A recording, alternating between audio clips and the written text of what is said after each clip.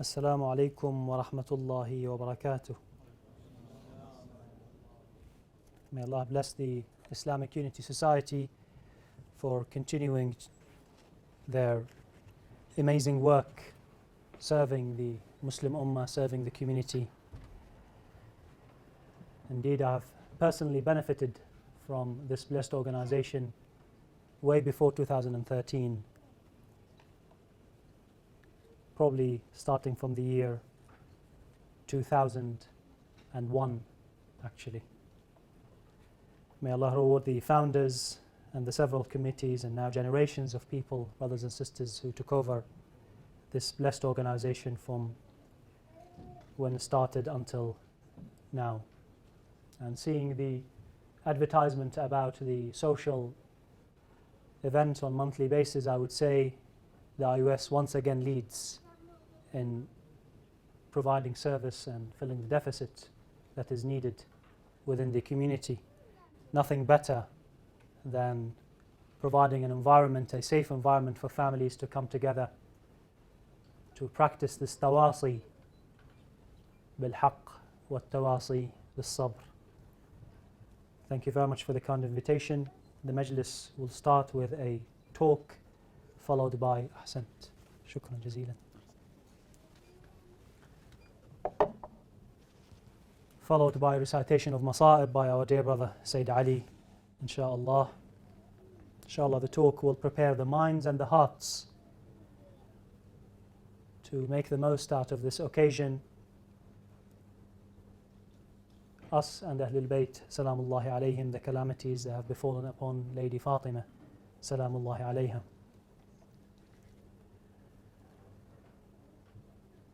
We will start with a verse from the Quran, inshaAllah, then a dua, short passage from the Sahif al-Sajjadi, then we'll proceed with the 3 points.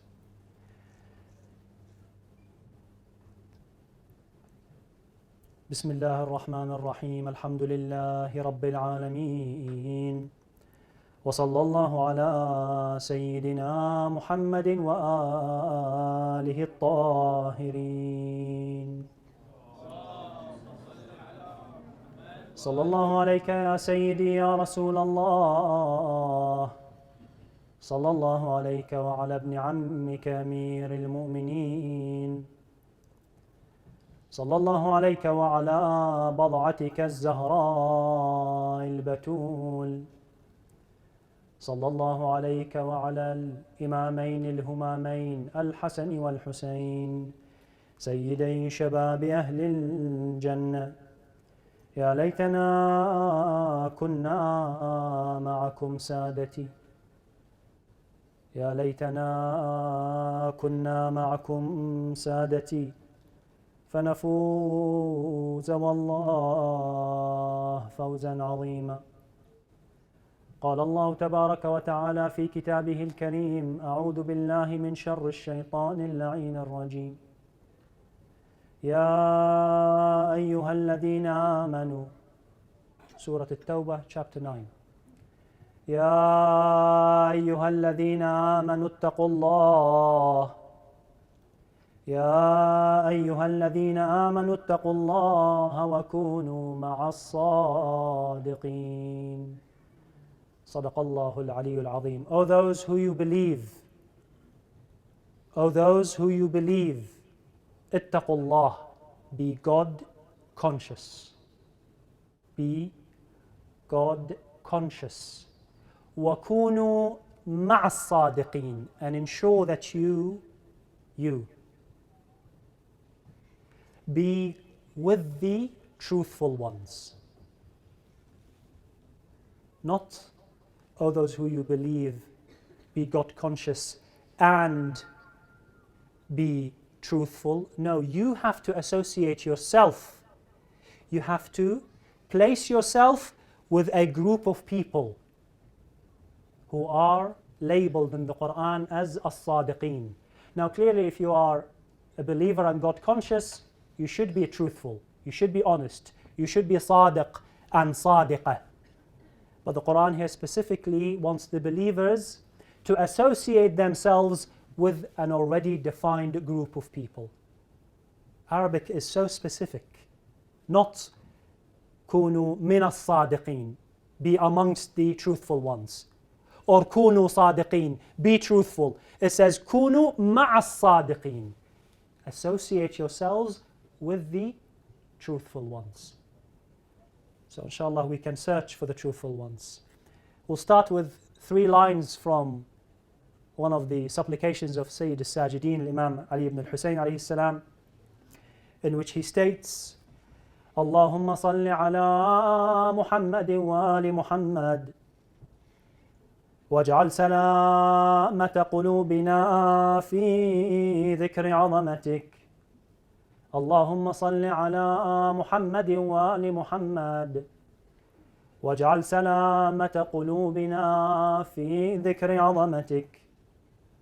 O Allah, send your blessings, your prayers upon Muhammad and his family, and ensure that the soundness of our hearts, this is a dua, O Allah, make the soundness, the well-being of our hearts in remembering your mightiness. Salamata qulubina, 3 things. Number 1, salamata qulubina fi dhikri 'azamatik, the soundness of our hearts, to ensure that it persists. O Allah, grant us remembrance of your mightiness. وَفَرَاغَ أَبْدَانِنَا فِي شُكْرِ نِعْمَتِكَ, and our bodies are constantly engaged in giving thanks to your favors. The hearts are engaged with remembrance Allah's mightiness. The bodies are constantly engaged in giving thanks to the favors of Allah subhanahu wa ta'ala. And lastly, وَانطِلَاقَ أَلْسِنَتِنَا فِي وَصْفِ مِنَّتِكَ, and the flow of our tongues. What do our tongues flow with? With describing your kindness. فِي وَصْفِ مِنَّتِكَ. So the soundness of the hearts in remembrance of Allah's mightiness. The bodies are constantly engaged in offering thanks to Allah subhanahu wa ta'ala, his favors, and the tongues are constantly describing his kindness subhanahu wa ta'ala.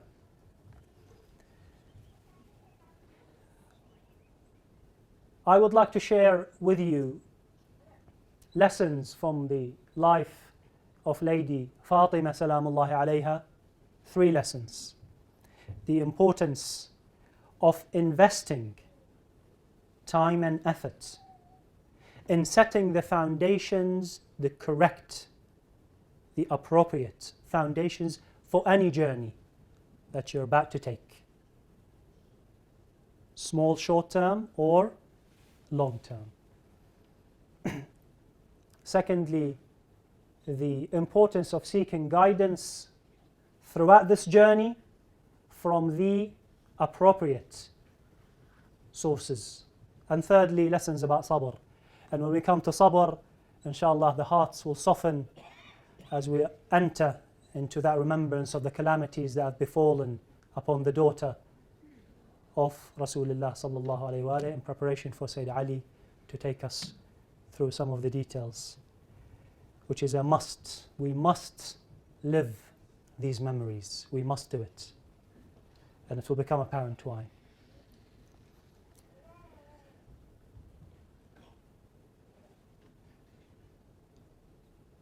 It is very obvious that there is a straight path, which is the shortest path between the beginning of any journey and the end. And it doesn't take a lot of explanation to remind ourselves that right at the beginning, the smallest of deviation from that straight path can be corrected right at the beginning easily. But the further you pursue that small deviation from the straight path, the further you will end up from your target, from the goal. So the importance and the stress is all about the foundations right at the beginning. And the two elements of such foundations are the aqeedah and the intention. To have the correct aqeedah, the correct sets of beliefs about, we're talking about here the long journey, the journey of life. The importance is to have the aqeedah and to have the purest of intentions. Otherwise, without those two, you will risk a very small deviation right at the beginning. If you're lucky enough for someone to remind you, advise you, grab you back to the straight path right at the beginning, then you are very lucky. Otherwise, if people play this political correctness and they leave you on your own because they don't want to lose you, they will end up losing you later on, God forbid. Which is why, brothers and sisters, in our majalis, in our lesson, in our gatherings, in our discussion circles, we stress on the sets of beliefs that we have. One might say, well, it's time to move on. Now, we're not saying that we will not add to the historical discussions and the theological discussions. We're not going to add the social implications, the modern challenges that we face. We're not going to abandon these relevant developments. But we're saying the most important thing that we keep revisiting are the initial sets of beliefs that we have.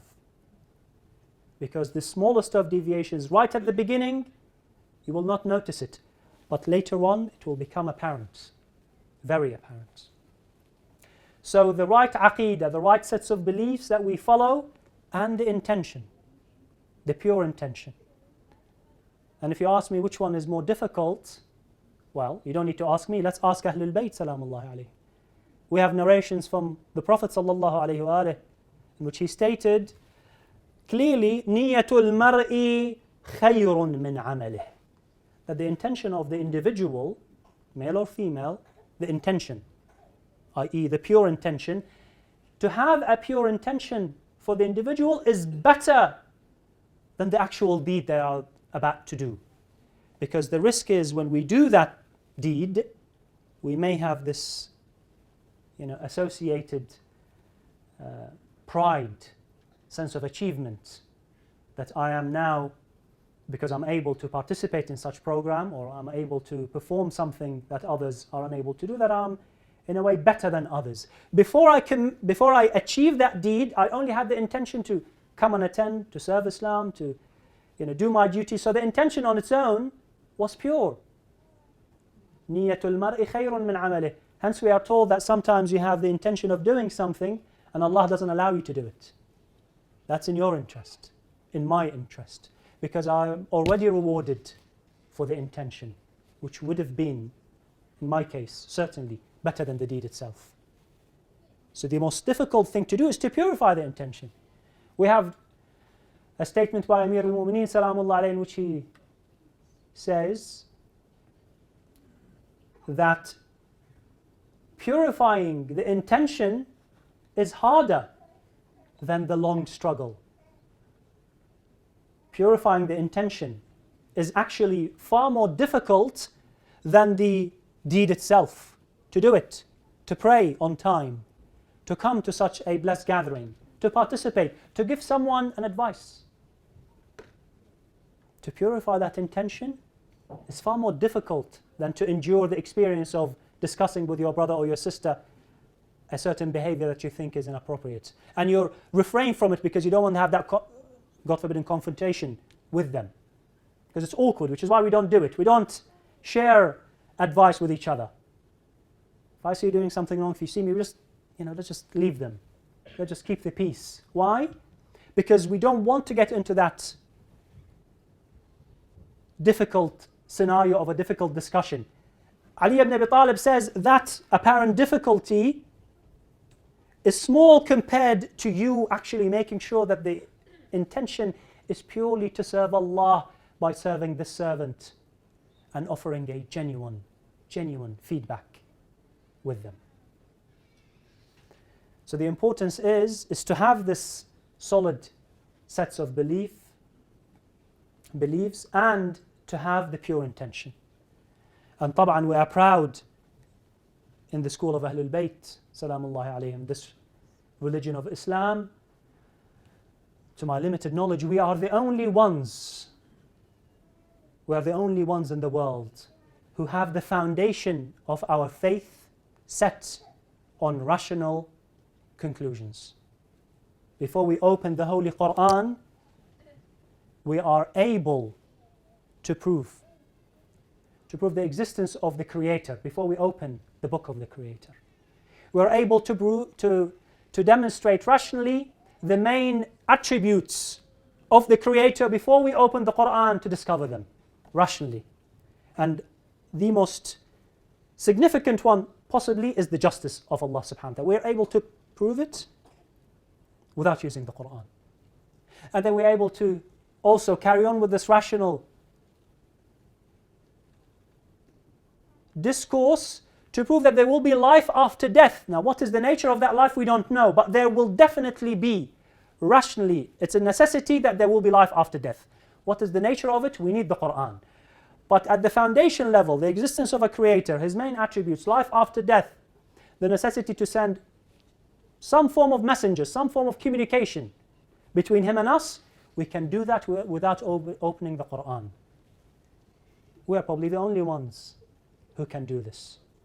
And once we prove all these things, then we can come to the Quran and find out that the text of this holy book matches the rational conclusions. And we're able to show that it was not written by a man who lived in a desert 14 centuries ago. So we start getting the details about our religion from this holy book. So to have this strong foundation is an asset for the school of thought. So make sure you stand on this foundation. It's an invitation for everyone who's here and everyone who's listening to revisit how the followers of Ahlul Bayt, how the followers of Islam are able to set the rational foundation for the religion without even opening the Quran. Now, how is this relevant to Sayyidati Nisa'il Alameen? It is very relevant because amongst the most significant contributions that Lady Fatima did was to highlight the potential disastrous consequences of the first deviation from the straight path that happened within hours of the departure of the Prophet ﷺ from this life.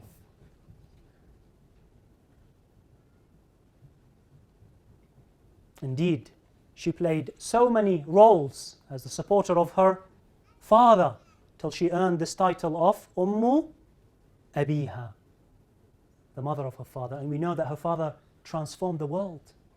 She was the wife of Ali ibn Abi Talib, salamullahi alayhi. She supported the first Imam. She was the mother of the second and the third. She had so many roles to play, but amongst the most significant contributions was the stance that she had within few hours. That initial small, apparently small, it was taken as a small deviation by the people of the time, but she warned them. She warned them that there was a straight path set for you Muslims, and you have just deviated. And I will go through few lines of her two sermons. You all know that Lady Fatima, who passed away at the age of 18, according to most historical accounts, had two main sermons. One was given publicly in the mosque, and one was given much later, before she died, when she was visited by the wives of Al-Ansar, the people of Medina. They came to visit her. So I will share with you a few lines from the first and 2 lines from the second khutbah. And I want you to, I'll translate the text to the best of my knowledge. I want you to pay attention to the words. This is Fatimatu Zahra, purified member of Ahlul Bayt, ma'sooma, error-free. She is describing that initial deviation from the truth. Listen to her descriptions to remind ourselves of the importance of starting right. She says, after she addressed the people in charge at the beginning of the khutbah, the narrators say, she turned towards Al-Ansar, the people of Medina. And she reminded them, she described how they have supported this religion in the past, their efforts, the struggle that they went through to establish this religion. Then she starts to describe how they abandoned Ali ibn Abi Talib. Why? After all the effort, 10 years they paid such a heavy price to establish the religion. And then they abandoned the man entrusted by Allah, by the Prophet, to take them further. She says, فَدُونَكُمُوهَا. Take it. If this is your choice, if this is the way you want to pursue life, take it. Take it. فَدُونَكُمُوهَا فَاحْتَقِبُوهَا دُبْرَةَ الظَّهْرِ نَقِبَةَ الْخُفِّ بَاقِيَةَ الْعَارِ. She says, take it with a lasting shame. Take it. بَاقِيَةَ الْعَارِ. This shame would last from what you have done. موسومة بغضب الجبار وشنار الأبد. It is stamped, it's marked with the wrath of Allah subhanahu wa ta'ala. You want to do it this way? Take it. Marked with the wrath of Allah subhanahu wa ta'ala. موصولة. Then she starts to describe their actions, their choices, their one choice that they made with verses of the Quran that you will be familiar with. She says to them, موصولة بنار الله الموقدة التي تطلع على الأفئدة. Do you remember? Surah Al-Humazah? Right. She says, this choice of yours is connected. موصولة will lead you to the fire. To the fire of Allah subhanahu wa ta'ala that reaches into the hearts. نار الله الموقدة التي تطلع على الأفئدة. فبعين الله ما تفعلون. Allah is all seeing what you're doing. وسيعلم الذين ظلموا أي منقلب ينقلبون. Those who've committed injustice will find their outcome waiting for them. They shall know their outcome. وأنا ابنة نذير لكم بين يدي عذاب شديد. And I am the daughter of the Nadhir, of the warner, who came to you warning you before a harsh punishment. فَاعْمَلُوا إِنَّا عَامِلُونَ. So do your part and we will do ours. فَاعْمَلُوا. Do it. We will do our part. وَانْتَظِرُوا إِنَّا مُنْتَظِرُونَ. And wait. We will also be waiting. These are the words of Lady Fatimah. Then the wives of the Ansar, after a period of time, came to visit her because her illness was becoming more apparent and she was approaching such days in which she departed from this life. So the narrators say they've asked her about her health. Salamullahi alayha. Not a single word in the second sermon was about her health. It was all about what they've done. They've asked her the question as well, how have you become? Clearly the young Fatimah at the age of 18, there's clearly something wrong.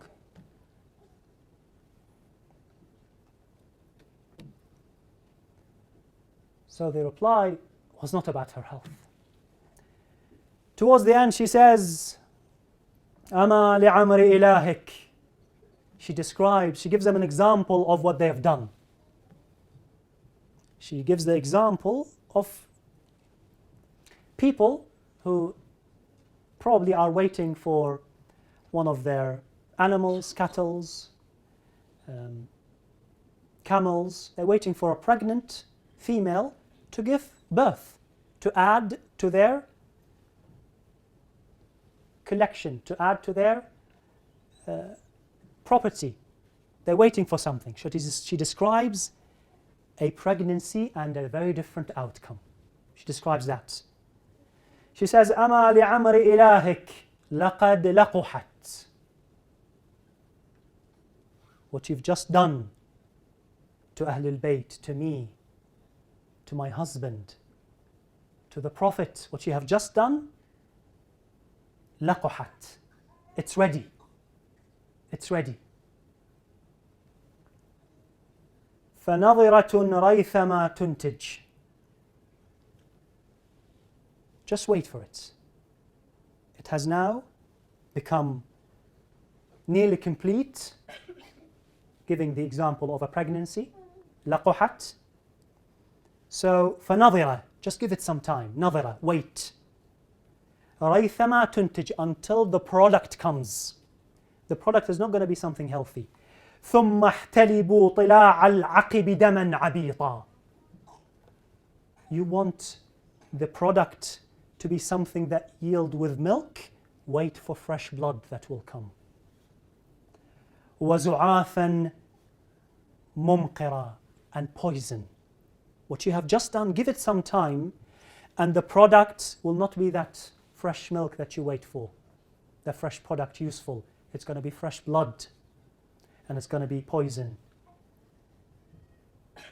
So she was warning them right there and then from the consequences of the initial deviation from the straight path.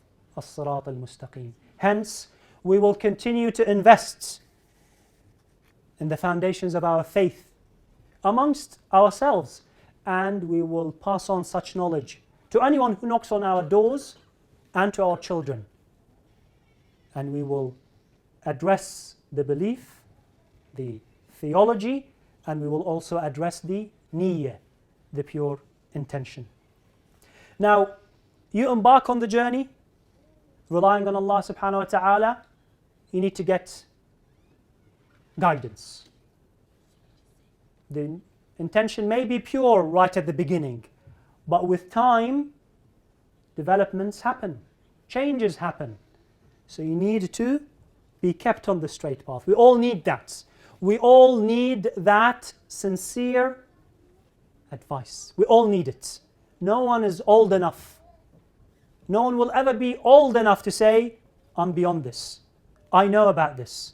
Whether it's salah, whether it's bringing up children, the way we behave, anything, the way we address anything. Words, actions, thoughts, emotions, responses, everything. We need that constant reminder. And for us, we're fortunate in the school of Ahlul Bayt Salamullah alayhim. The Al-Quran Al-Kareem, Kitabullah, وَعِتْرَةِ نَبِيِّهِ, and the people of the household, and the successive generations of scholars, of jurists, of fuqaha, who we call them together, we label them today as maraja, the jurists, the most knowledgeable of scholars. These successive generations are there to provide that guidance throughout. What we need is two elements for this guidance. We need information, accurate information, and we need emotional strength. I repeat, we need accurate information, ilm, ma'rifah, but that's not enough. That goes to the mind. The heart needs strength. We need emotional strength. We need emotional strength because sometimes we know what the accurate information is, but we're not strong enough to follow it. We're not strong enough to implement it. We know what's wrong, but we're not strong enough to abstain from it. it's not just information, abstract information. We need emotional strength. And that emotional strength is drawn from contemporary, modern, very recent examples of people who lead on this path. And we have plenty of them. We have plenty of them. Now, over the next few minutes, I will share with you an example of how seeking knowledge from the correct resources help us to understand history in the context of Sayyidat Nisa al-Alameen, Lady Fatimah al-Zahra, salamullahi alayha.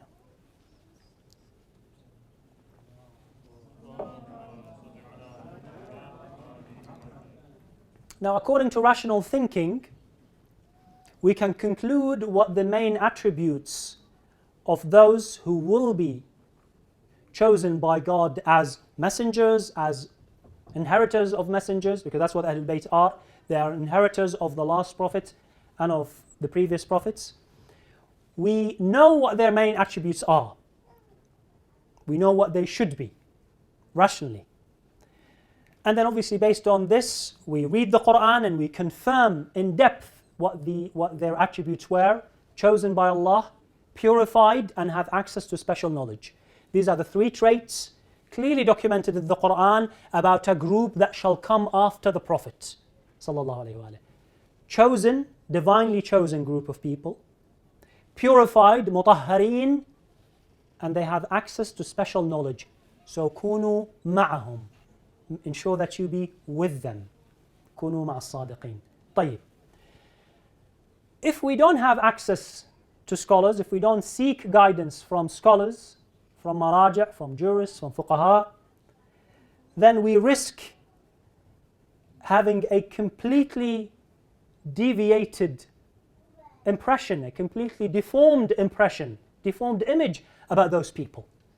And respected followers of other religions before us, and including Muslims, some Muslims, still until today, they withhold in their minds distorted impressions about prophets and about righteous people. Because they read the heritage, which is 1,400 years old, without access to specialists, without access to scholars, without consulting jurists. And unfortunately, generation after generation, the same misinformed image about prophets, starting with Adam alayhi salam, starting with Hawa, the idea of the original sin that has found its way into the heritage of Islam, and the Quran speaks nothing of it at all. The Quran says in that initial trial that the shaitan talked to both of them. فَدَلَّهُمَا بِغُرُورٍ. And then Allah called both of them, Adam and Hawa. But you have a general impression amongst Muslims and followers of other religions that it was Hawa. It was the woman. She was, the reason behind the calamity of us living here. The Quran says, no, it's part of the plan that you're here.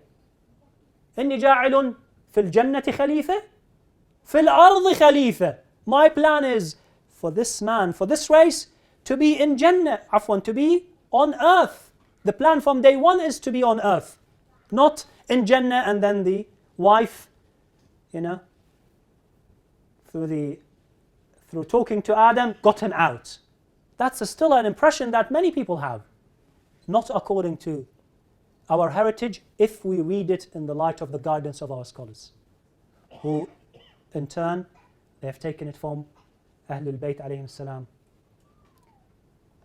through successive generations. So an example. طبعا, there are many examples in the books of the followers of Ahlul Bayt, but I'm not going to go through them. I will focus on an example that is found in the books of the respected Sunni school of thought, our brothers of Ahlul Sunnah. You're all familiar with the fact that this narration, Fatimatu bad'atun minni. Fatima is a part of me. She's part of me. Man aghdabaha faqad aghdabani.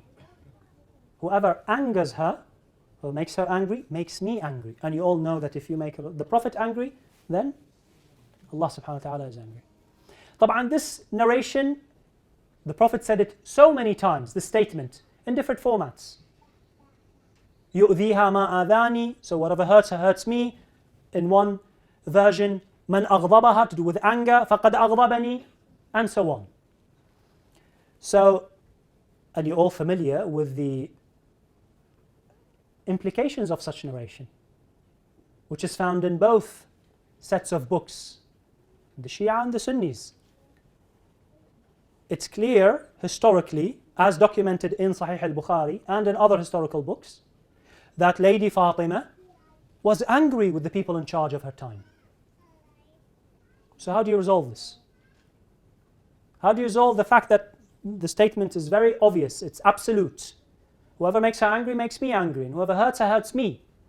And then she died and she was angry.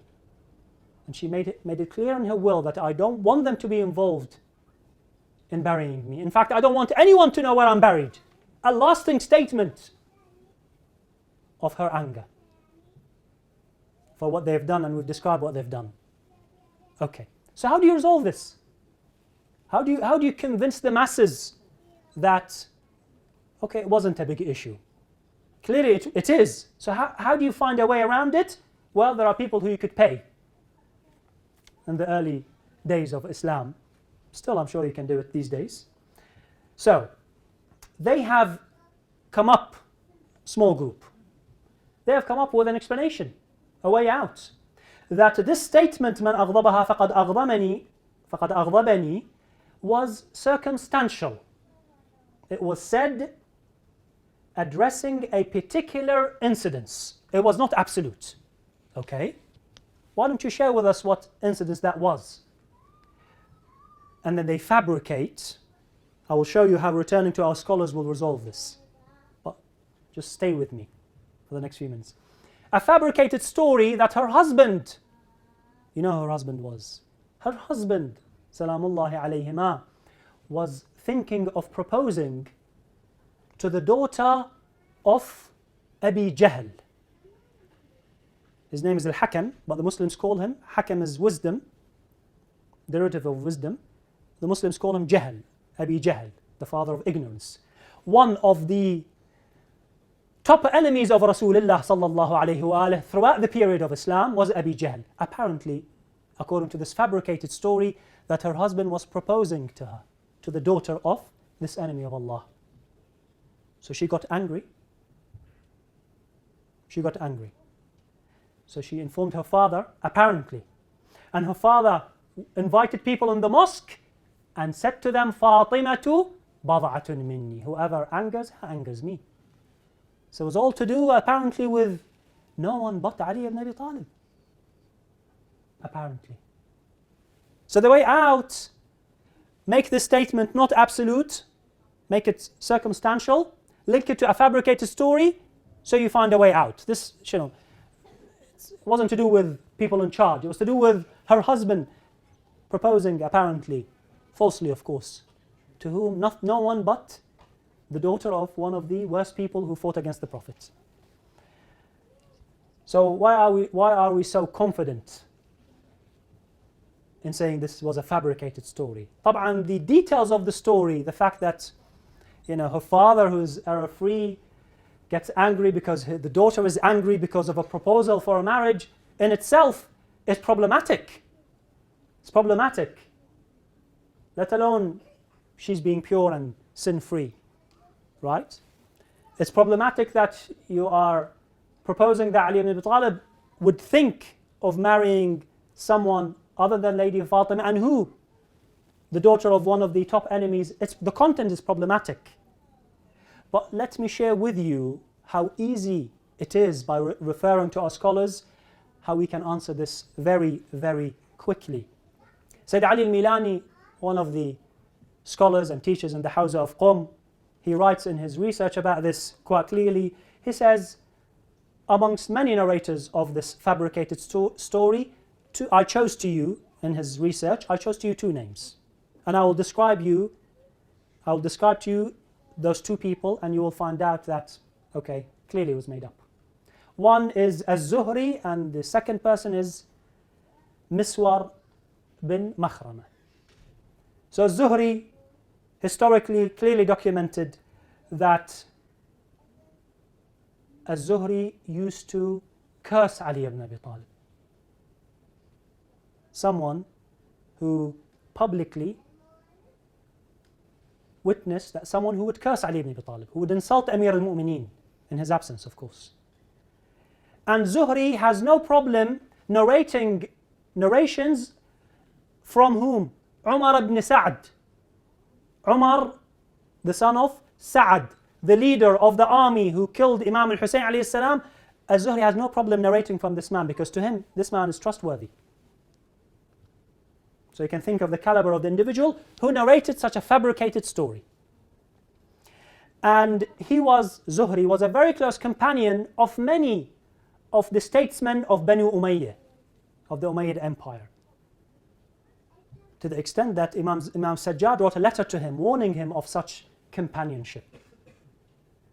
So someone on the side of Bani Umayyah curses Ali ibn Abi Talib, has no problem trusting Umar ibn Sa'd in Islamic teachings. Why would I believe a story that he tells? Why? Why? Okay, another narrator, Miswar. Miswar, dear audience, was a companion of Ibn Zubayr. Zubayr was a cousin of the Prophet who fought against Imam Ali. And he was about to leave the battlefield, but his son, Ibn Zubayr, Abdullah, Ibn Zubayr, convinced him to stay on the battlefield and fight Ali ibn Abi Talib. So Miswar is one of his companions. Miswar was on the side of Ibn Zubayr all the way until they were killed when the Umayyad rulership bombed Kaaba. They were there, hiding in Kaaba. Why they were hiding there? Because they decided to revolt against the state, not in support of Imam al-Hussein, by the way. This was after Imam al-Hussein. In fact, they were the people who fought against al-Mukhtar, who took revenge from the killers of Imam al-Hussein. So you have someone who took revenge from the killers. These guys went out to kill him. Ibn Zubayr and his companions, and Miswar was one of them. One of the traits of Miswar, and you will find this not surprising at all, respected sisters and brothers, if Miswar was to mention Muawiyah, he would send salutations. Yusalli ala Muawiyah. I know some Muslims these days, they say radiyallahu anhu. Most Muslims don't do that. Most Muslims, Sunnis, Shias, they don't say radiyallahu anhu. They say Muawiyah. This man doesn't say radiyallahu anhu. He says yusalli alayh. Either alayhi salam or sallallahu alayh. So why would I trust him when he narrates a story about Ali ibn Abi Talib and Fatima? Why? We haven't talked about how problematic the content, but these are two of the narrators. So by referring to our scholars, we could affirm that the statement was not circumstantial, was not conditional. The statement was absolute. Fatimatu bad'atun minni. Fatima is a part of me. Whoever angers her, absolutely, will anger me. Whoever hurts her, hurts me. Sallu ala Muhammad wa ali Muhammad.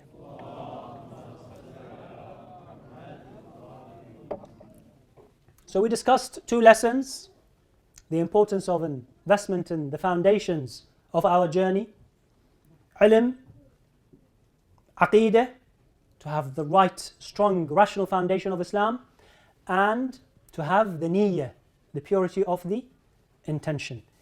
And we discussed the importance of seeking guidance from the right resources. In this case, Al-Quran Al-Kareem, Ahlul Bayt Salamullahi alayhim, the heritage as documented and ratified and examined by our ulama. We seek information, correct information, and we seek emotional strength to keep going on the journey. We're coming towards the third lesson, and I, inshallah, will shortly hand over for us to remind ourselves of the calamities of Ahlul Bayt. The third lesson is very relevant to the calamities. The third lesson from the life of Sayyidatu Nisa al-Alameen is sabr, patience. Inna sabra min al-iman, the narration states, the position of patience from the religion, from faith, from iman. The position of sabr, كالرأس من الجسد. It's like the head. Sabr is the head of one's faith. There's no value for a body without a head. There's no value in faith without patience. Our ulama, some of our ulama say that sabr is equal to taqwa, and some differentiate between them. So all these, attributes of muttaqeen applies to those who are patient. Patience, respected audience, is the head of our religion. We must prepare to be patient in front of all challenges, those that are expected and those that are not. You can think of them because we've lived long enough and we've read enough about history to know that what are the possible outcomes, the possible challenges in one's lives. And in the lives of Ahlul Bayt alayhim salam, there are plenty of lessons. So we should invest in being prepared with patience, rather than when the calamity befalls, we start crying for sabr. We should be clever enough to prepare before it befalls. In all aspects of life, in all aspects. Loss of a loved one.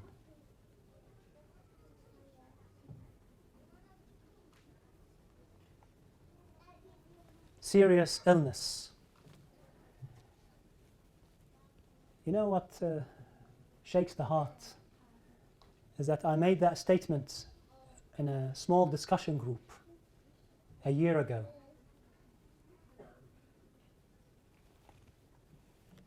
There was about 20, 25 of them sitting in the room. The oldest was 15. And I said to them, I've already lost a friend because of a serious illness. And I was very young. I was 14. And within a few months, subhanallah, one of them, 13 or 14 years old, diagnosed with the same illness. So when we talk about calamities, that there's enough experience out there, there's enough heritage for us to be prepared. We should be prepared. These things are happening. These things are happening. Loss of a loved one. Serious illness that will affect someone close to you. May not be one of your direct family members, but someone close to you. Problems with marriage. You should foresee these things coming, even if you are at the beginning of the journey. And for those of you who have not started this journey yet, you have not completed half of your religion, if you take nothing away from this majlis apart from this sincere advice, I'm telling you, be prepared from now for marriages that are done fi sabilillah, that will involve hardships. Hardship after hardship. Be prepared. Be mentally prepared. Seek strength from Allah subhanahu wa ta'ala. Ask Him for help. Live the life of Ahlul Bayt alayhim salam so you're ready when it faces you. When that extra stress in marriage happens, it doesn't shatter you. Why would it shatter you anyway? What do you want to get out of this marriage? Someone wise told me that marriage is about hard times, not about good times. And I believe them. We all expect this, that marriage will take us through. It's a chapter filled with easy life. Happy life, yes. But happy life doesn't mean easy life. Who said that? Who said that happiness equals an easy life? Life is never meant to be easy. So for the young people here, or those who are already in marriage, young and in marriage, and young who are not married, old and in marriage, what do you want to get out of it?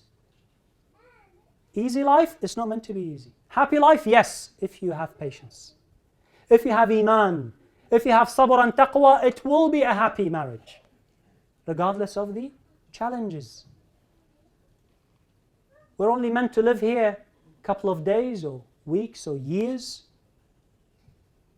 How much left have you got according to the life expectancy? Another 20 years? 30 years? Put up with it. Keep going in this difficult marriage, but inshallah, happy marriage because of your sabr, and then it will open the gates of heaven for you. What do you want to get out of it? Gates of heaven, keep going. Something else? Then you need to revisit the foundations of your journey. If you need to get something out of it, apart from a gate into eternal happiness, if you have any other expectation in your mind, then revisit the foundations of your journey with knowledge and sincere intention. I'm doing it to complete my religion and to share the journey with this individual, my spouse, to get into heaven together, because the Quran in Surah Al-Ra'd chapter 13 clearly describes the believers entering heaven as families. وَمَنْ صَلَحَ مِنْ آبَائِهِمْ وَأَزْوَاجِهِمْ وَذُرِّيَّاتِهِمْ. They enter heaven, and with them are the righteous ones amongst their ancestors, parents, their spouses, families, and their offspring. They enter as families. So if the intention is sharing this journey with this spouse to get as a family to Jannah, then put up with it. Nothing is worthy of you breaking this bond. Have sabr facing the external pressures on our community. This trend of Islamophobia that is sweeping through the Western world, dominated by media which is owned by the few. It doesn't represent the people on the street at all. I work with people on a daily basis.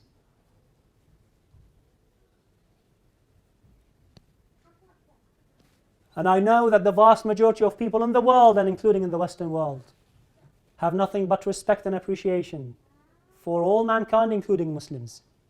But also I'm living in this country and I can see what the media is doing, creating this Islamophobic, anti-Islamic, anti-Muslim atmosphere. That will pass, by the way. Will pass. Have sabr. Draw strength from your aqeedah and your heritage. Face it. Oh, by Allah, we are confident. By Allah, we are confident. We're strong. We're compassionate. We are merciful. We are fair. We are just. We are humble. But by Allah, we are strong. Because we draw the strength from Allah subhanahu wa ta'ala, from the legacy of the best of mankind, from the legacy of Abi Abdullah al-Hussein, from the legacy of Abi Muhammad al-Hassan, from Lady Fatima, from Amir al-Mu'mineen, from the master of all creatures, Muhammad.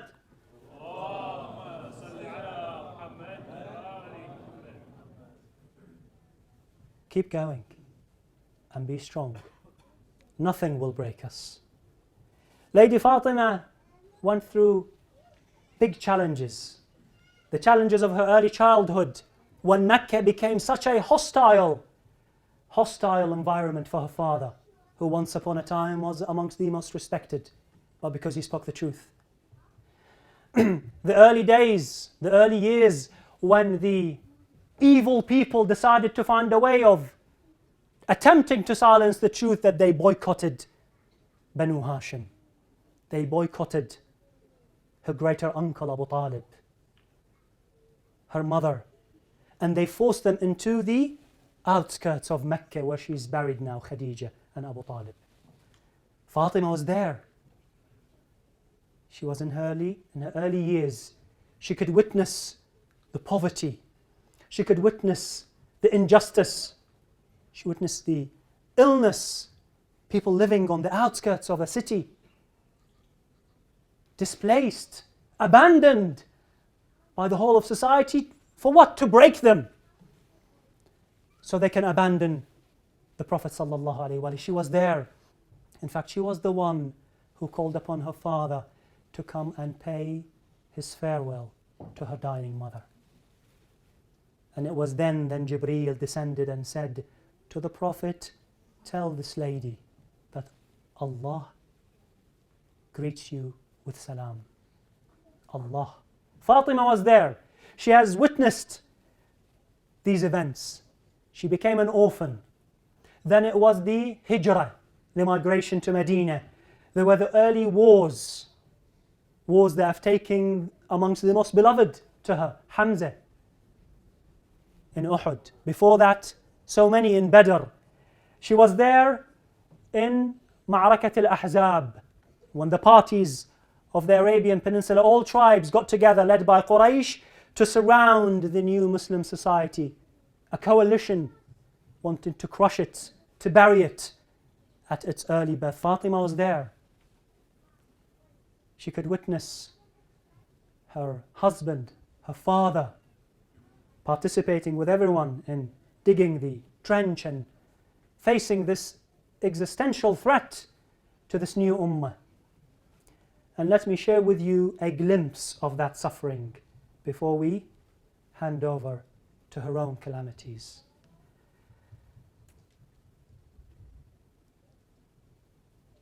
What I'm going to describe is a historical account by Imam al-Rida on behalf of Amir al-Mu'mineen. And I know your mind is going to go to the center of the story, which is the Prophet. I want you to think of his daughter, who was with him in that interaction.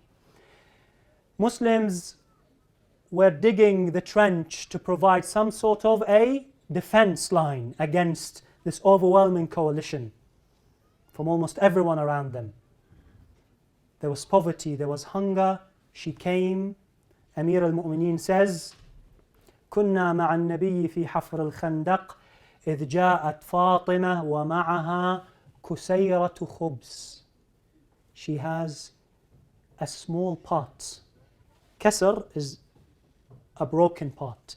This is labeled by the Imam as kusayra, even a smaller pot of bread. And she gave it to the Prophet. فقال ما هذه? What is this? She said, I prepared قرص خبز, just one piece of bread for Al-Hassan and Al-Hussein. Imagine trying to prepare food for children, very young children, in such threatening circumstances. When the whole society, the whole community is involved in trying to find a way of defending themselves. They can't face them as an army. And at the end, it was Ali who fought against whom? Amr ibn Abdawid. And then it was a miracle that saved the Muslims after that. Otherwise, the Muslims couldn't have fought the whole coalition. So imagine preparing bread, thinking of her father. Now she's taking a small kusayra. فقال ما هذه? قالت, I prepared some bread for Hassan and Hussein and I took a part of it. And here it is, take it. فقال النبي يا فاطمة أما إنه أول طعام دخل جوف أبيك منذ 3. Fatima, know that this will be the first food that I consume in 3 days.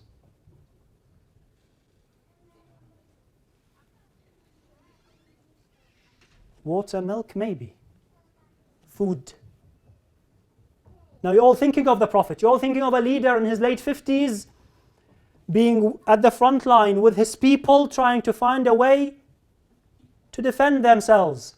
Not eaten for 3 days. And notice Ali ibn Abi Talib didn't say the Prophet he wasn't aware of it. No one was aware of it.